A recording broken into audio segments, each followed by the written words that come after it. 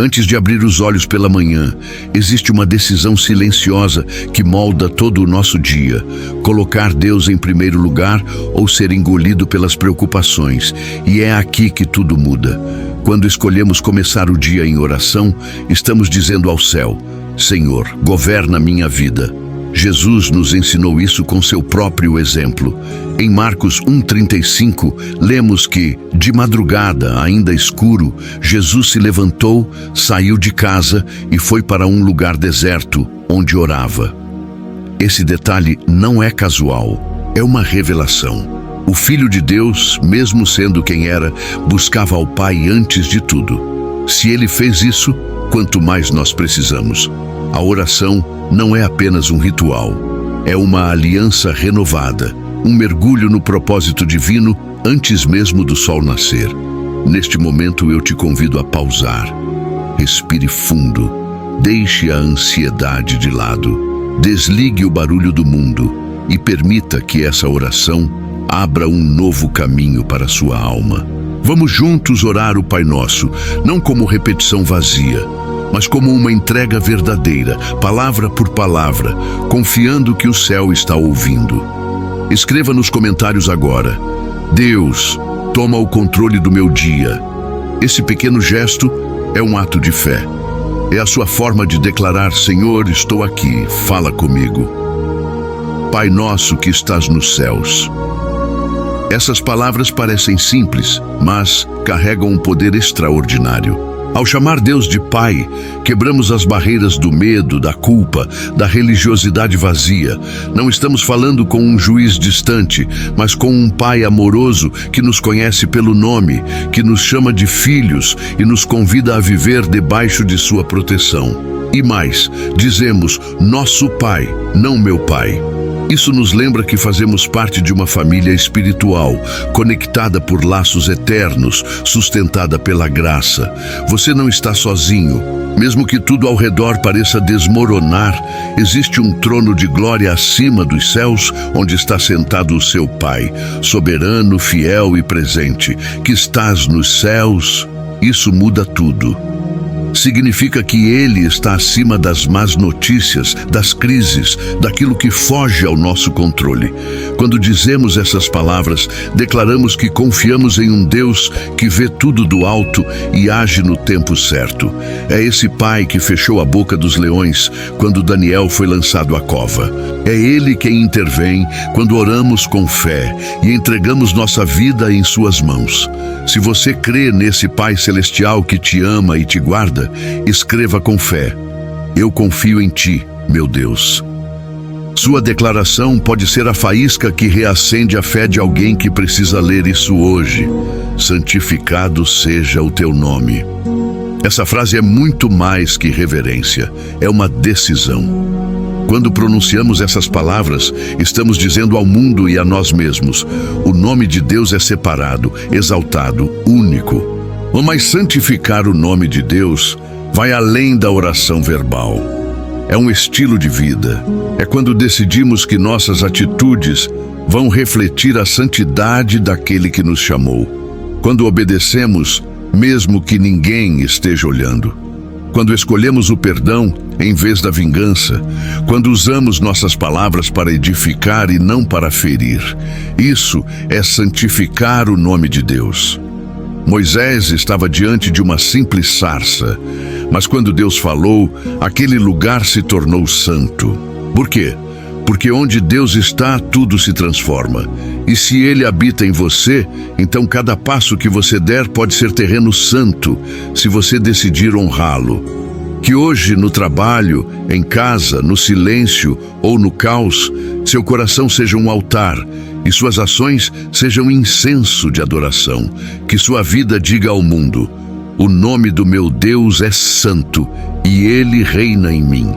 Não é fácil, mas é possível quando você se lembra que não está sozinho. Se esse é o desejo do seu coração, escreva com fé: que a minha vida glorifique o teu nome. Quem ler isso pode sentir o chamado para viver também uma vida de reverência e entrega. Venha o teu reino. Essa é uma das orações mais ousadas que alguém pode fazer, porque ao pedir isso estamos dizendo: Senhor, governa a minha vida do teu jeito, não do meu. O reino de Deus não é apenas um lugar distante onde viveremos após esta vida. É um governo presente, real, atuante, que invade a terra por meio de corações dispostos. Quando Jesus curava, libertava, restaurava, Ele estava trazendo o reino dos céus à realidade humana. E hoje, esse reino pode se manifestar em sua casa, no seu casamento, no seu trabalho, no seu interior. Mas para isso, é necessário abrir mão do controle, deixar que o Rei assuma o trono do nosso coração. Talvez por isso muitos dizem: venha o teu reino com os lábios, mas resistem no espírito. Querem milagres, mas não mudança. Querem paz, mas não se rendem ao príncipe da paz. Então hoje, faça diferente. Olhe para dentro de você e diga: Senhor, reina aqui. Que o seu reino transforme seus pensamentos, emoções e decisões. Que sua vida seja um reflexo da justiça, da paz e da alegria no Espírito Santo. Seja feita a tua vontade, assim na terra como no céu. Essa frase revela a maior rendição que um ser humano pode fazer: submeter-se à vontade de Deus. E essa vontade não é cega, fria ou impessoal. É perfeita, boa e cheia de propósito. Mas será que conseguimos reconhecê-la no meio da dor, na dúvida, nas mudanças inesperadas? Às vezes, a vontade de Deus nos leva por caminhos que não entendemos. E é aí que entra a fé. Fé para confiar mesmo quando não vemos. Fé para obedecer mesmo quando dói. Fé para seguir mesmo quando tudo em nós quer parar. A vontade de Deus não se revela toda de uma vez. Ela é descoberta passo a passo, à medida que nos aproximamos dele. Como saber se estamos vivendo dentro dessa vontade? Romanos 12:2 nos dá a chave: transformação da mente. Precisamos deixar de nos moldar ao padrão do mundo e permitir que a palavra nos renove por dentro. A cada manhã devemos perguntar: Senhor, o que queres de mim hoje? Não viva segundo seus planos. Entregue cada detalhe, cada sonho, cada medo e deixe que Deus redesenhe sua história. Quando a vontade dele se cumpre, até o impossível se torna normal. Se você deseja caminhar alinhado com o plano divino, escreva agora nos comentários: dirige meus passos, Senhor.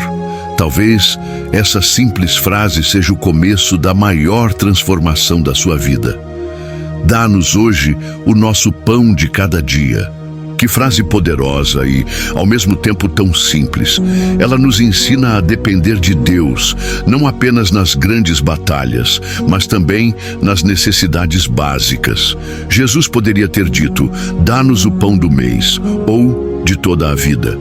Mas ele escolheu dizer hoje, nos ensinando que a provisão divina se renova diariamente.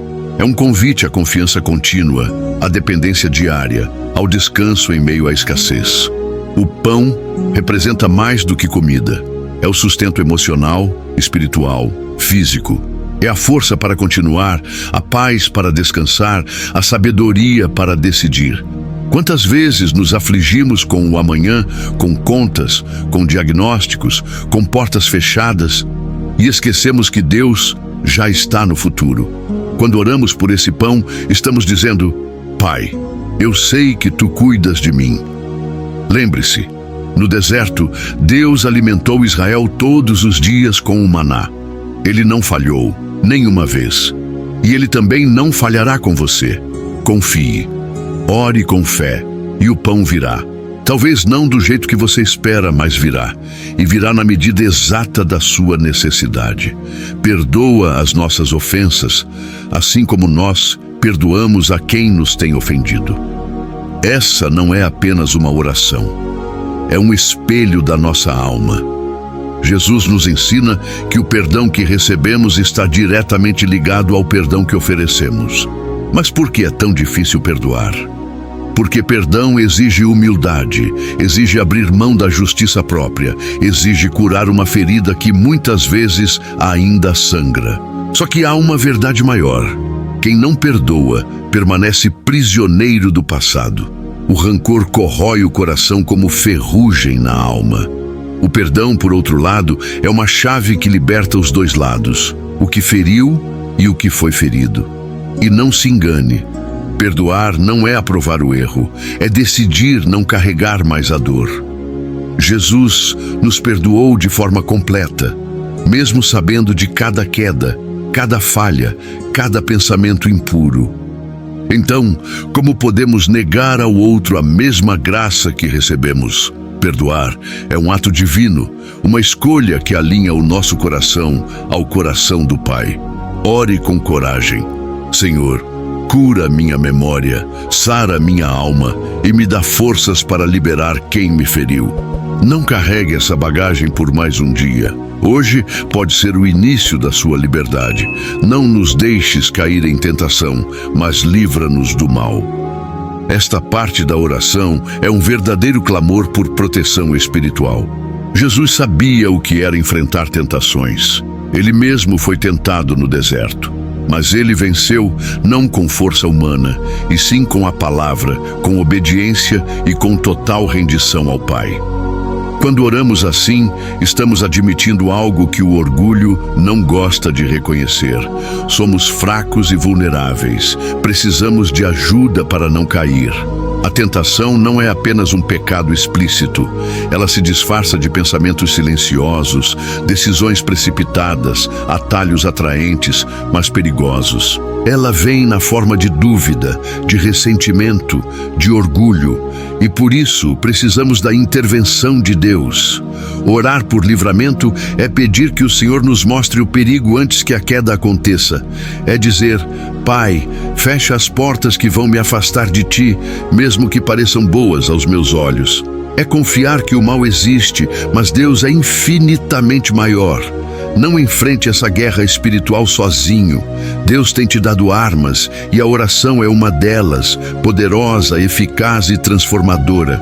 Se você entende que precisa da ajuda de Deus para vencer o mal, declare com fé: livra-me, Senhor, de todo o mal oculto. Essa confissão pode ser a sua proteção para hoje e um escudo para quem precisa ler isso agora. A fé não é apenas o que dizemos, mas o que vivemos. Muitos declaram que creem, mas vivem dominados pelo medo, pela dúvida, pelo desânimo. Tiago 2,17 nos confronta com uma verdade direta. A fé, se não tiver obras, é morta. Fé viva é aquela que se movimenta, que age mesmo sem ver. É confiar em Deus quando tudo diz o contrário. É continuar orando quando o silêncio parece eterno. É obedecer mesmo quando não faz sentido. Essa fé é o combustível da nossa jornada espiritual. Foi essa fé que levou Noé a construir uma arca sem nunca ter visto chuva, que fez Abraão subir o monte com seu filho, crendo que Deus proveria, que fez Pedro andar sobre as águas em meio à tempestade. E é essa mesma fé que Deus espera encontrar em nós. Fé ativa, que se levanta todos os dias e diz: mesmo que eu não veja, eu creio. A fé verdadeira transforma o coração, a mente e as atitudes. Ela nos empurra para fora da zona de conforto, para vivermos o sobrenatural. E quanto mais andamos por fé, menos dependemos do que é visível e mais experimentamos o impossível. Se você deseja viver uma fé que se move e transforma, escreva com ousadia: minha fé está viva em Ti, Senhor. E inspire outros a também sair da teoria para uma caminhada real com Deus. Pois Teu é o reino, o poder e a glória para sempre. Amém. Essas palavras finais selam a oração com reverência, confiança e adoração. Quando dizemos isso, estamos declarando: tudo vem de Deus, tudo pertence a Ele e tudo volta para Ele. O reino é dele. Somos apenas cidadãos temporários nesse mundo, mas filhos eternos do Rei. O poder é dele.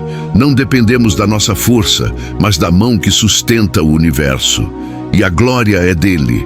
Cada milagre, cada vitória, cada passo dado pela fé deve apontar para ele e não para nós. Amém não é o fim da conversa com Deus, mas o começo de um novo caminho.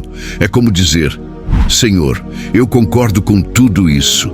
Que assim seja em mim. Quando você ora com sinceridade, algo muda. Talvez não o que está ao redor, mas com certeza o que está dentro. O céu se aproxima, a alma se acalma e o espírito se fortalece.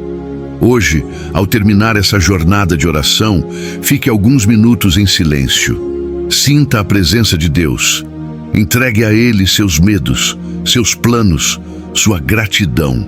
Ele está te ouvindo. E mais do que isso, Ele está agindo, mesmo que você ainda não perceba. Se essa oração tocou seu coração, escreva nos comentários: Tua é a glória, Senhor. E compartilhe esse vídeo com alguém que também precisa sentir essa paz que vem do alto.